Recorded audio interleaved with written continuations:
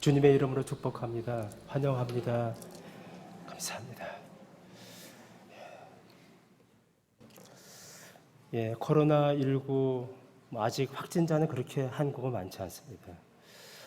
그렇지만 현재 있는 GH 이 그룹은 조금 전파력이 크다고 해서 이렇게 조금 저희가 더 경계를 하기 위해서 이렇게 교회 또 여러 가지 시설들을 제한하는 것 같아요. 일단은 정식 예배는 드릴 수 있기 때문에 감사하고요. 일단 이 문제가 같이 다 잘 이루어질 수 있도록 계속 기도해 주시고, 혹시 우리 교우 중에서 부득이하게 나오지 못하시는 교우들도 있습니다. 우리 구역장 도우미 또 전도회 각 부서에서는 조금 우리 회장이나 또 이런 부서장들은 일일이 좀 살펴주시고 또 그들 위해서 건면해 주시고 기도해 주시기 바랍니다. 오늘 말씀은 4장의 그 아주 유명한 씨 뿌린 자의 비유 이 부분을 건너뛰고 이제 마무리 부분에 있는 말씀을 같이 나누겠습니다. 오늘 본 말씀의 첫 35절에 이렇게 나와 있죠. 그날 저물 때라고 시작합니다.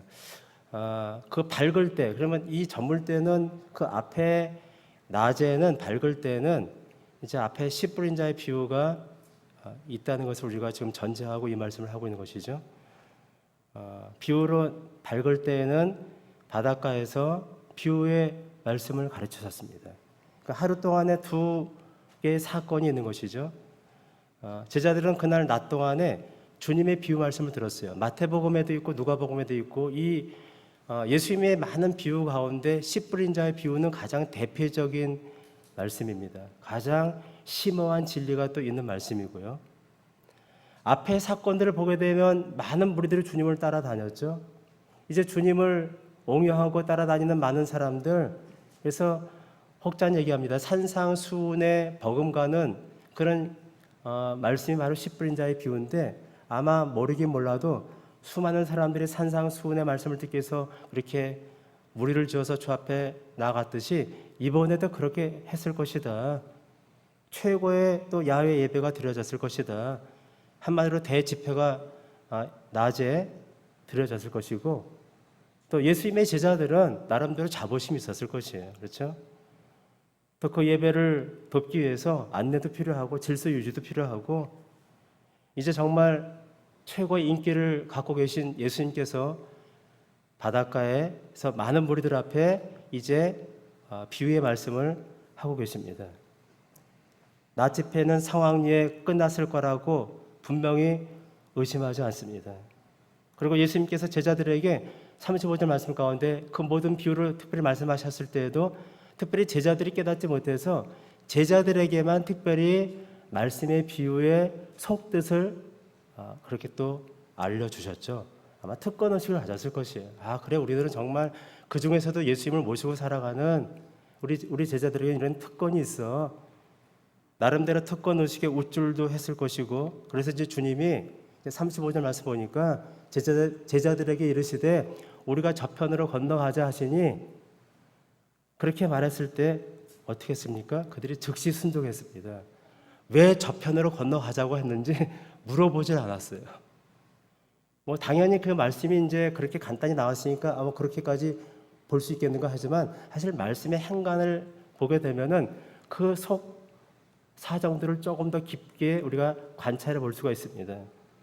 즉시 순종했다는 것은 이제 주님이 상황리에 끝난 낮에 그 대축제 같은 예배 가운데 이제 주님을 모시고 살아가는 특권의식을 갖고 있는 제자들에게는 참으로 주님께서 말씀하신 진정한 씨 뿌린 자의 비유의 의미를 되새기기보다는 뭔가 좀 우쭐했을 것이고 들떠 있었을 것이다. 그래서 저편으로 건너가자고 했을 때 그 제안에 반대도 없이 즉각 복종하고 주님을 따라갑니다.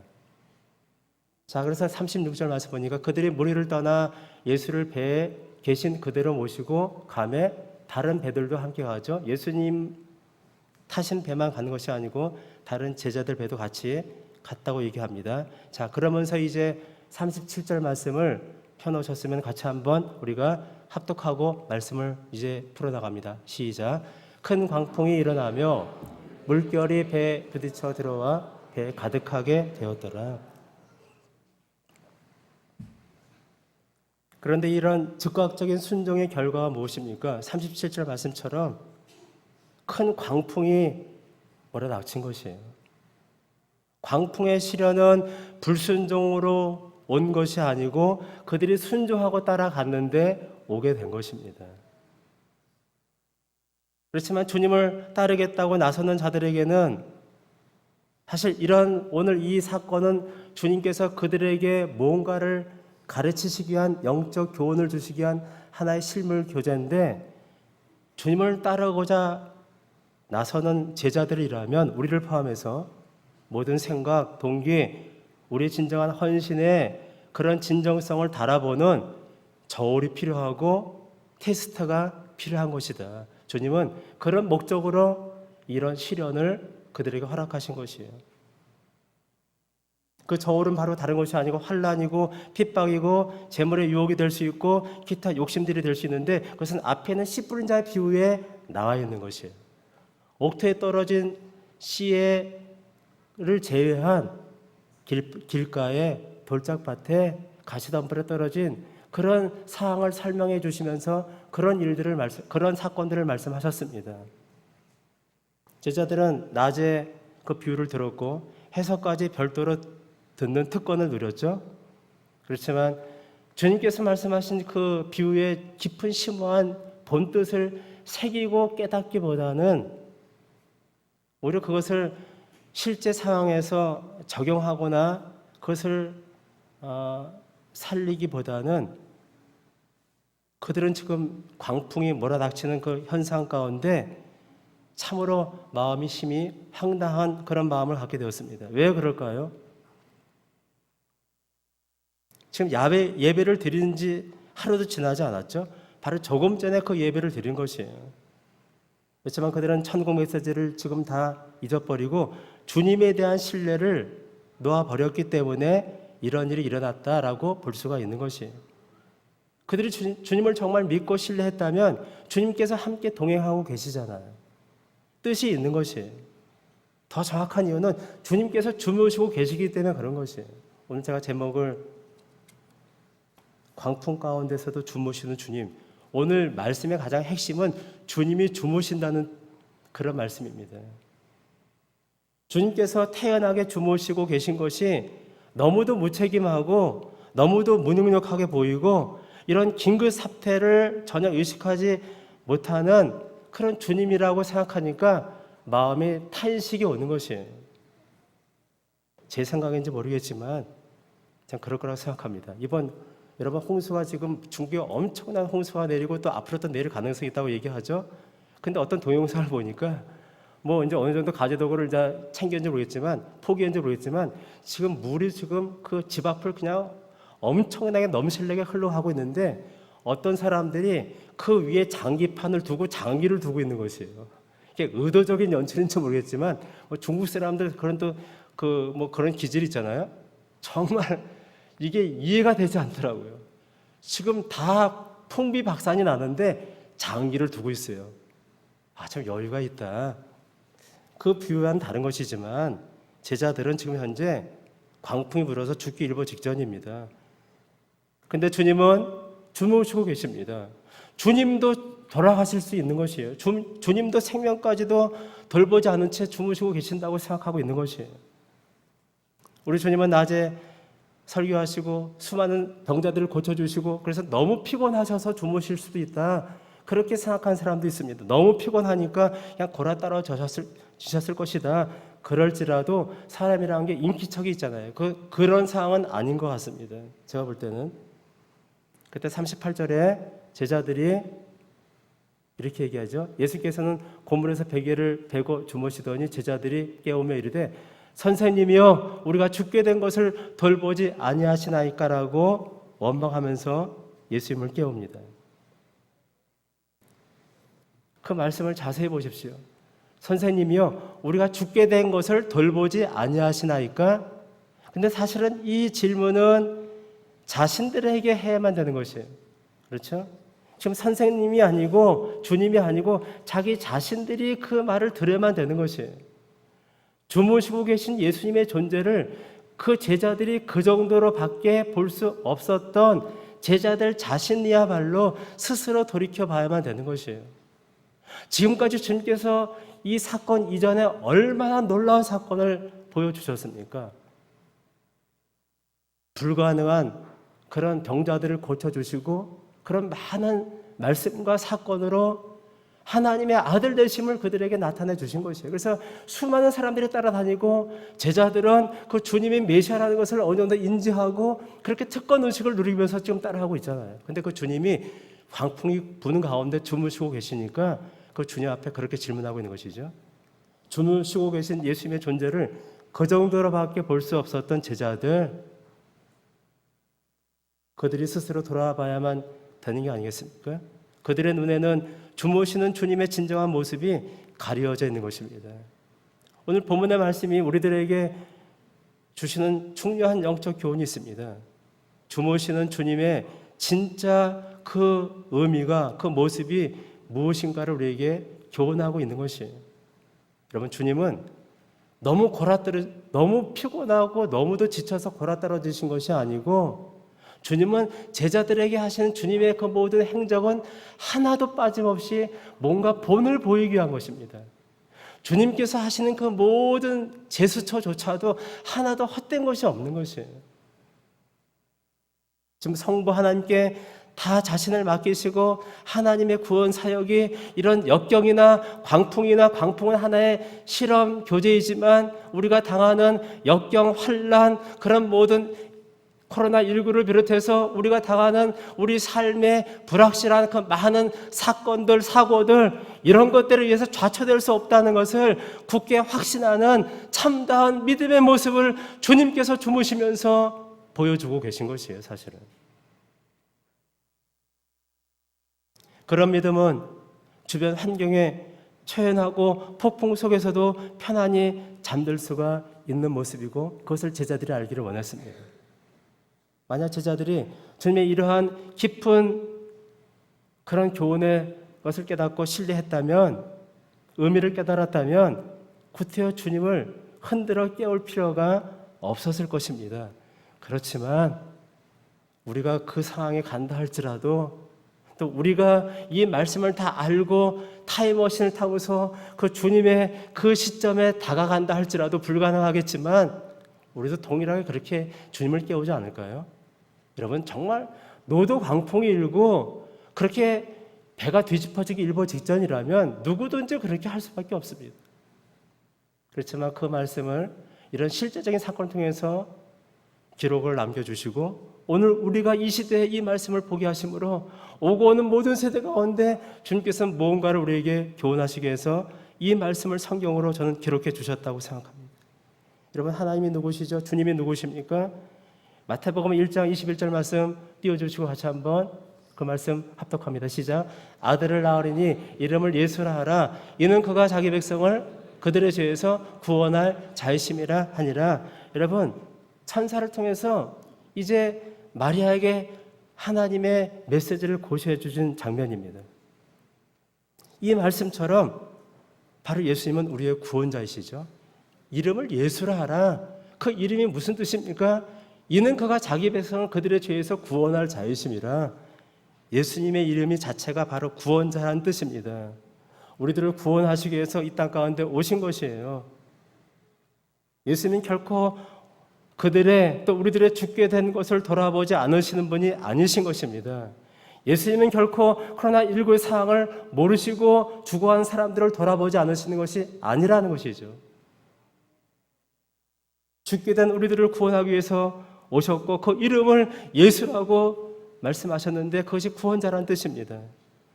여러분, 구원자를 지금 배에 모시고 지금 제자들이 가고 있는 것이에요. 그런데 구원자를 배에 태우고 가면서 두려워한다는 것은 큰 모순이란 말이죠. 제자들은 예수님께서 비유해서 가르치셨던 믿음, 신뢰에 대한 부분, 이런 많은 영적 교훈들을 직접 광풍 가운데 주무시는 그 주님의 모습을 통해서 주님께서 그것을 실증해 주시는 그런 사건을 통해서 그들은 바로 주님의 의도를 알았어야만 하는데 결코 쉽지 않지만 그렇게 하지 못했습니다. 39절 말씀 보게 되면 우리 성경 펴놓으셨죠? 같이 한번 성경 보시고 같이 합독합니다. 시작. 예수께서 뛰어 바람을 꾸짖으시며 바다더러 이르시되 잠잠하라 고요하라 하시니 바람이 그치고 아주 잔잔해지더라. 여러분, 갈릴리 바다를 저는 가보지 않았지만 갈릴리 바다는 해수면보다 훨씬 밑으로 꺼져 있기 때문에 바다의 호수라기보단 바다죠. 엄청나게 큰 호수입니다. 헬몬산에서 한 백두산 높이 헬몬산 뒤에서 바람이 내리치게 되면은 바람이 다른 데로 도망갈 수가 없어요. 왜냐하면 땅이 푹 꺼져 있기 때문에. 그래서 그 한가운데서 배가 좌초화되게 되면은 광풍이 부는데 파도가 심지어는 8m, 9m까지 부는 경우도 있습니다. 정말 너무도 무서운 것이에요. 그래서 그런 상황들을 보게 되면은 엄청난 노도 광풍이 불고 있는데 주님께서 제자들의 말을 들으시고 바다를 향해서 꾸짖으십니다. 바다여 잔잔하라. 이 말씀을 신학자들이 해석할 때 그 말씀들을 주석한 걸 보게 되면 그 모든 노도 광풍이 불었던 것이 야 우연히 그렇게 됐겠지. 바람이 아마 줄어들었을 것이야. 그 차원이 아니라는 것이죠. 극히 갑자기 바다가 잔잔해진 것이 아주 고요하게 된 것이에요. 여러분, 우리가 주님께서 하신 기적의 사건들을 우리가 자꾸 상황에 따라서 그것을 자꾸 만들어 보려고 그것을 그렇게 상황을 그렇게 우리가 그 상황에 따라서 그것을 유지해 보려고 하는 것은 잘못된 것입니다. 주님은 바다를 꾸짖으셨고 그 광풍 가운데 그 바다가 갑자기 잔잔하게 즉시로 된 것이에요. 그래서 41절 말씀 가운데 미리 말씀드리지만 그들이 심히 두려워하여. 여러분, 뱃사람들입니다. 예수님의 제자들은 거의 뱃사람들이죠. 그들은 이미 뱃사람들로서 바다에서 잠과 굵은 자들이에요. 그래서 그 상황이 어떤 상황인 것을 너무도 잘 알고 있잖아요. 그들이 얘기합니다. 심히 두려워하여 서로 말하되 그가 누구의 바람과 바다도 순종하는가 이렇게 얘기하지 않습니까? 우리 주님은 바다를 즉시로 잔잔케 하시고 이제 40절 말씀을 같이 한번 다시 합독합니다. 시작. 이에 제자들이 이르시되 어찌하여 이렇게 무서워하느냐 너희가 어찌 믿음이 없느냐 하시니 이 말씀을 통해서 주님께서 주무시는 사건은 우연이 아니고 너무 피곤해서 골아떨어진 것이 아니고 그들을 향한 하나님의 놀라우신 교훈을 영적 교훈을 주시기 위해서 그렇게 하신 것이다. 어찌 너희가 믿음이 없느냐 라고 주님은 그들을 꾸짖으셨습니다. 제자들의 마음 가운데 더 큰 광풍이 불고 있는 것이에요. 인내하지 못하고 온통 불안과 초조와 그리고 안달이 나서 마구 그 마음이 흔들리고 있는 것입니다. 바다도 지금 광풍이 불고 파도가 일고 있지만 제자들의 마음 가운데 속에는 불안과 염려, 두려움의 물결이 가득 채워져 있는 것이에요. 코로나19가 지금 현재 우리나라는 그나마 방역을 잘해서 이렇게 되고 있지만 사람들이 코로나19 뉴스에서 나오는 거 보게 되면 이 후유증이 심각하다든가 뭐 젊은 사람도 걸리면 정말 치명타를 당한다든가 여러 가지 두려운 말들이 많이 있잖아요. 그래서 그런 말을 듣게 되면은 두렵고 야 큰일 나 교회 가면 안 돼 왜 교회를 오라고 한대 그러면서 나오지 못한 사람도 그렇지 않은 사람도 있겠지만 또 그런 사람도 있을 것이라고 생각합니다. 그래서 이런 코로나19가 우리의 모든 경제적인 활동과 우리의 모든 상황을 이렇게 딱 앞조이고 불안하고 초조하게 하고 염려, 두려움으로 가득 차게 한다는 것, 오늘 이 말씀을 저희들이 같이 돌아보면서 같이 한번 생각해 봐야만 된다고 저는 생각합니다. 우리 인생의 배가 조금만 파도에 밀려도 조금만 물이 들어와도 금방 마음의 평강과 균형을 잃는 것은 우리들의 삶의 모습이 아닙니까? 흔들리는 인생의 배에서 깊은 고민에 빠지고 한없이 약해지고 당황하는 것이 우리들의 모습이라고 우리에게 지금 말씀하고 있는 것이.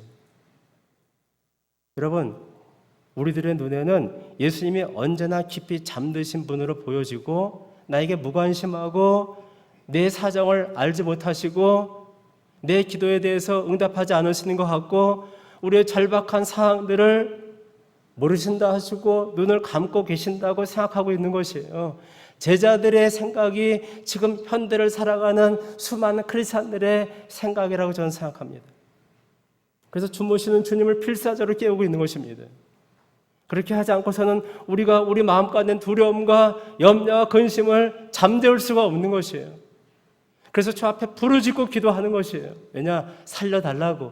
그것이 나쁘다는 것이 아니고 마땅히 그렇게 해야만 되지만, 그렇지만 주님께서 우리에게 하신 놀라우신 약속을 우리는 잊어버리고 우리에게 주어진 환경이 조금만 어려움이 있게 되면은 살려달라고 부르짖고 나가는 것, 그런 것이 제자들의 모습이고 현재 살아가는 우리들의 모습이 아닌가, 우리에게 오늘 이 말씀을 통해서 교훈하고 계십니다. 주님과 함께 죽으면 죽이라고 그렇게 나가야만 되는 거 아니겠습니까? 왜냐? 구원자잖아요. 주님은 지금 함께 계시고 배를 타고 계시잖아요. 그렇지만 우리가 주님과 함께 죽기를 무서워하고 있습니다. 왜냐? 우리가 놓치는 중요한 것이 있는데, 주님께서 내 인생의 배에 함께 하신다면, 주님께서 나와 함께 하신다면 우리가 물에 빠져서 익사되는 것은 있을 수가 없는 것입니다. 그런 마음이 드십니까? 여러분, 주님께서 배를 타고 계시는데 여러분, 하나님이 돌아가실 수 있습니까? 주님이 익사될 수 있습니까? 주님이 전능하신 분이, 창조하신 창조주가 어떻게 익사될 수 있습니까? 우리는 그 사실을 간과하고 있는 것이에요. 근데 주님께서 우리에게 약속하셨죠? 야, 내가 세상 끝날까지 항상 너희와 함께 할 것이야. 코로나19가 문제가 아닌 것입니다. 경제 파탄이 앞으로 들여져 있다 할지라도 그것이 문제가 되는 것이 아닙니다. 저는 경제적인 문제를 생각할 때 우리 부모님 세대, 우리 또 북한에 있는 성도들 생각해 보십시오. 아무리 힘들어도 우리가 보릿고개를 지나갈 수 있겠습니까? 보릿고개를 우리가 맞이할 수 있을까요? 그렇지는 않을 것이에요. 입에 풀칠하고 살지 않을까요? 아무리 힘들어도, 경제가 아무리 힘들어도 먹고는 살게 돼 있어요, 사실은. 그렇지만 그것이 문제가 아니라는 것이죠. 사람들은 희망이 사라졌다고 생각하면서 97년도 IMF 때 수많은 실직 가정들이 자살을 했습니다. 주님이 우리와 함께 하신다면 익사될 리가 만무하다. 주님이 나와 함께 바다에 그렇게 수장될 수가 없는 것이다. 예수님께서 살아계신 주님이시라면 나도 주님과 함께 항상 살고 영원히 살아갈 수 있다고 우리에게 약속하셨습니다. 주님께서 잠드셨기 때문에 그 틈을 타서 사탄 원수마귀가 우리에게 틈을 타서 광풍을 불기 위해서 우리를 환난 가운데 집어넣는 것이 아니고, 이 광풍은 하나님의 구원 계획에 들어가 있는 하나의 과정이고 프로그램이다. 주님의 통치하에 있는 하나님의 프로그램의 과정이라는 것이죠. 코로나19도 마찬가지고 우리 인생에 일어나는 그 모든 사건들이 우연이 아니고 하나님의 지고하신 주권적인 섭리와 통치 가운데 있는 것이다 라고 우리가 볼 수 있어야만 됩니다. 우리 주님은 이 광풍을 사용하셔서 우리들의 믿음을 보기를 원하십니다. 인생의 풍랑은 우리들이 밝을 때 죽게 들었던 씨 뿌린 자의 비유를 이제 저물 때 얼마큼 잘 우리 신앙의 삶에 적용하고 있는지, 저물 때가 어느 때입니까? 저물 때 이런 사건이 일어났죠. 저물 때는 영적인 교훈을 우리에게 주고 있는 것인데, 우리의 삶에 위기가 닥치고 어려움이 있고 환난이 임할 때, 그것이 가정적인 문제이든 건강상의 문제이든 환경의 문제이든 어떠한 문제이든 간에 그것이 우리 저물 때가, 우리 인생에는 저물 때가 있습니다. 위기의 때가 있습니다. 그러할 때 우리의 신앙을 달아보는 그런 잣대로 그것을 우리에게 주시는 것입니다. 우리들은 주님을 향해서 제자들처럼 절박하게 소리치면서 구해달라고 그렇게 했을 때 그것이 제자들의 연약한 모습이고 또 우리들의 모습인 것을 돌아볼 수 있어야만 되고, 그렇지만 이제 우리가 또 알아야 될 또 중요한 교훈은 그렇게 제자들의 그런 부분만 있었던 것이 아니고 또 중요한 것이 하나 주시는 또 교훈이 있는데, 우리가 간과하는 부분이 있습니다. 바로 주님께서 스스로 이 배에 같이 동참하신 것이에요. 그렇죠? 주님이 우리의 인생의 여정은 우리가 핸들을 잡고 가면 너무도 위험합니다. 너무도 무섭고 두려운 것이 많이 있는데, 주님께서 우리의 인생의 길 여정 가운데 함께 하시겠다고 약속하셨고, 이렇게 보시면 되죠. 우리가 타고 가는 작은 소형 선박에 주님께서 함께 타고 계신 것이에요. 여러분, 상황이 완전히 달라지는 것입니다. 여러분, 그렇게 한번 생각해 보세요. 내가 내 핸들을 잡고 살아갈 때는 내 힘으로 자식들을 어떻게 버려 먹여 살릴 것이냐, 어떻게 이 어두운 환경을 이겨나갈 것이냐, 걱정, 근심이 앞에 들여져 있지만, 내가 가는 인생의 여정 가운데 주님께서 함께 지금 동선하고 계신 것이에요. 그래서 그 주님과 함께 우리가 의논하고, 주님께서 내 안에 계시고 내 주인이 되셔서 내가 주님과 함께 의논하고 주님의 지시를 받고 내 인생을 살아가는 것이에요. 근데 그 인생의 여정 가운데는 광풍도 있고 수많은 파도도 있고 수많은 위기와 환란이 있는데 전혀 문제가 되지 않는 것이에요. 왜냐? 주님께서 내가 탄 배에 함께 타고 계시기 때문에 그런 것이에요. 우리는 그 사실을 잊고 있다는 것이죠. 여러분, 예수님께서 주무시고 계십니까? 주님은 주무시고 계신 그 사건을 통해서 전능하신 성부 하나님의 그 모든 보호를, 신뢰를 믿고 그렇게 우리에게 교훈 주시기 위해서 주무시고 계시다고 볼 수 있는 것입니다. 여러분, 이렇게 생각해 보실 수 있겠죠? 우리가 우리의 삶의 정 가운데 여러분 둘 중에 하나를 선택해 보십시오. 주무시고 계시지만 주무시고 계신 주님이 내 작은 배에 함께 동선에 서서 타셔서 그 주님과 함께 가는 여정 가운데 환란이 있고 박해가 있고 핍박이 있고 위기가 있는 것을 택하시겠습니까? 주님께서 함께 하지 않으시는데 내 배가 든든히 무풍지대로 가는 것을 원하시겠습니까? 둘 중에 하나를 선택해 보세요. 주님은 내 배에 타지 않으셨는데 내가 가는 배는 무풍지대입니다. 전혀 문제가 없어요. 근데 그 넓은 길은 사실은 필경 지옥으로, 사망으로 가고 있는 것입니다. 우리에게 좁은 길로 가라고 말씀하셨죠. 여러분, 주님께서 이렇게 말씀하셨잖아요, 우리에게. 오늘 이 말씀을 자세히 보게 되면 35절 말씀 보실까요? 그날 저물 때 제자들에게 이르시되 어떻게 해요? 우리가 저편으로 건너가자. 여러분, 10분자의 비유를 날이 밝을 때 말씀하시고 저물 때 이제 주님께서 갈릴리 바다 저편으로 건너가자 하신 분이 누구시라고요? 제자들이 같이 가자고 했습니까? 아닌 것입니다. 예수님께서 같이 가자고 하신 것입니다.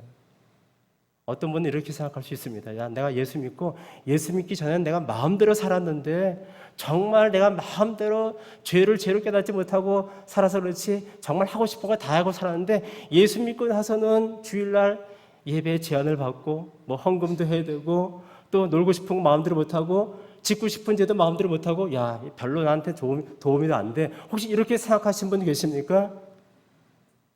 넓은 길로 달려가는 사람들은 정말 자유롭게 마음껏 살아가죠. 그들이 우리를 조롱합니다.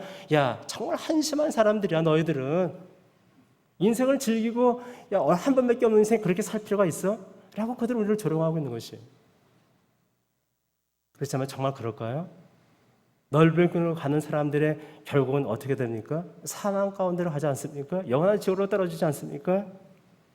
우리는 좁은 길로 가고 있지만 좁은 길로 가는 길에는 위기가 있고 아픔이 있고 상처가 있고 위험이 있고 광풍과 같은 절박한 상황이 닥친다 할지라도 거기에 주님께서 함께 하시는 것을 원하십니까? 아니면은 주님이 없이 넓은 길 가기를 원하십니까? 문제는 주님께서 이 길을 같이 가자고 우리에게 먼저 다가와 주셨다는 것이에요.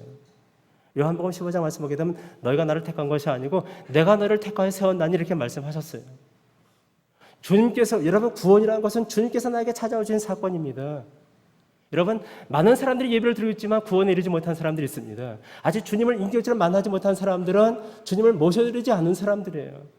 주님은 지금도 우리의 문을 두드리고 계시는데 우리가 마음을 닫고 내 자존심이, 내 자아가 그것을 열지 않아서 주님을 모셔드리지 못한 사람들이 우리 가운데는 많이 있습니다.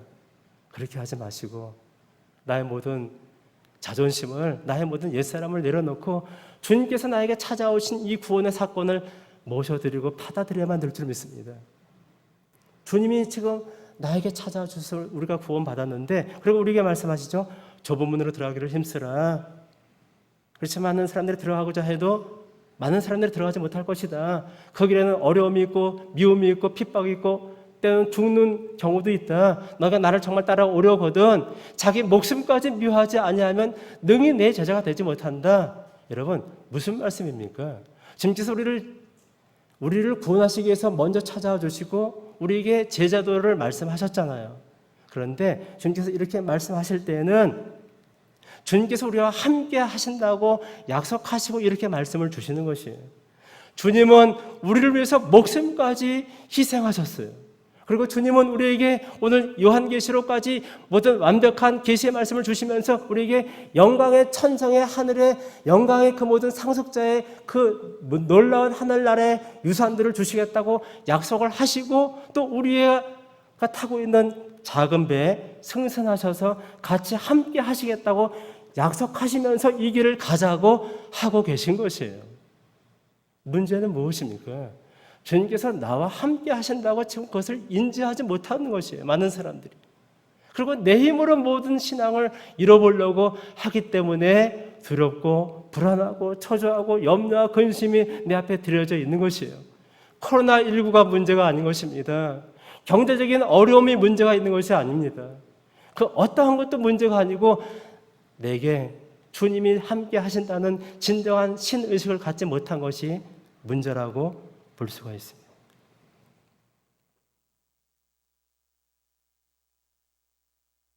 저편으로 건너가자고 제안하신 분이 바로 주님 자신이라는 것. 주님은 저편으로 건너가고자 우리에게 촉구하셨고 그것은 주님의 선하신 뜻이고 거기에는 주님의 놀라우신 구원의 계획이 있다는 것을 우리에게 말씀하고 계신 것입니다.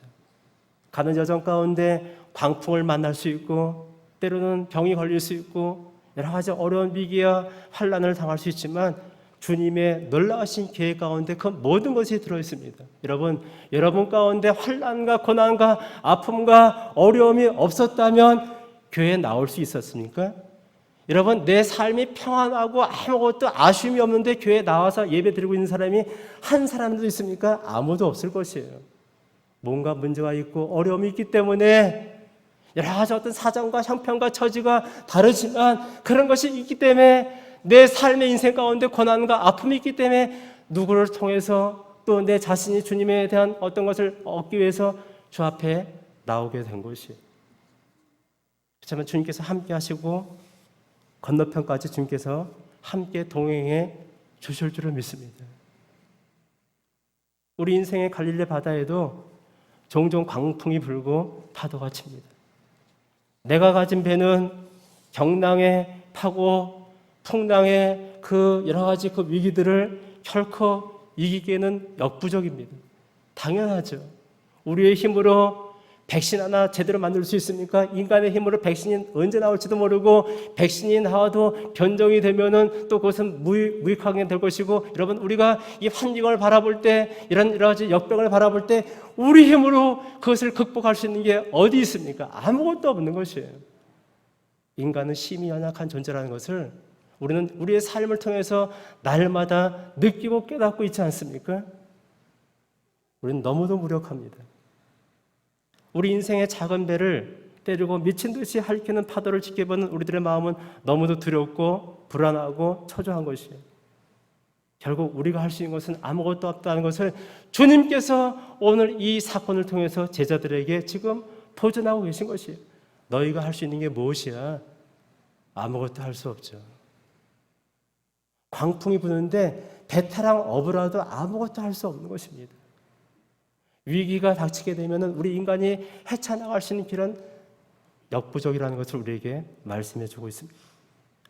그때 제자들이 주님을 부르짖고 했을 때 주님은 이제 바다를 잔잔케 하셨죠. 폭풍과 바다를 제압하시는 분이 우리와 함께 하시고 내가 탄 배에 함께 동행해 주신다고 우리에게 약속하셨습니다. 바다를 잔잔케 하시는 사건은 너무도 놀라운 사건이죠. 41절 말씀 보게 되면 여러분 우리가 그 상황을 간다고 생각해 보십시오. 그 상황이 있다고 생각해 보십시오. 우리가 이 말씀을 그냥 기록된 말씀을 읽으니까 아 이런 일이 있었나 보다 이렇게 생각하시면 안 돼요. 우리가 성경을 읽을 때, 말씀을 들을 때 그 현장으로 들어갈 수가 있어야만 되는 것이에요. 야, 정말 그 현장에 있었을 때 어땠을까? 여러분, 우리가 그 현장에 있다고 생각해 보십시오. 그들이 얘기하지 않습니까? 그가 누구이기에 바람과 바다도 순종하는가? 여러분, 근데 이 사건보다 훨씬 더 놀라운 사건이 있습니다. 오늘 제목에 그것을 제가 같이 실어서 같이 주제가 되는 말씀으로 나누기를 원했던 것입니다. 바로 그것은 이렇게 엄청난 광풍이 있는데 주님께서 거기서 주무시고 계신 것이에요. 주무시고 계신 주님이 바다를 잔잔하게 하신 사건보다 더 놀라운 사건입니다. 주님께서 왜 그렇게 하셨을까요? 주님은 전적으로 성부 하나님께 자신을 맡기신 것이에요. 그리고 제자들이 그것을 본받기를 원하신 계신 것이에요.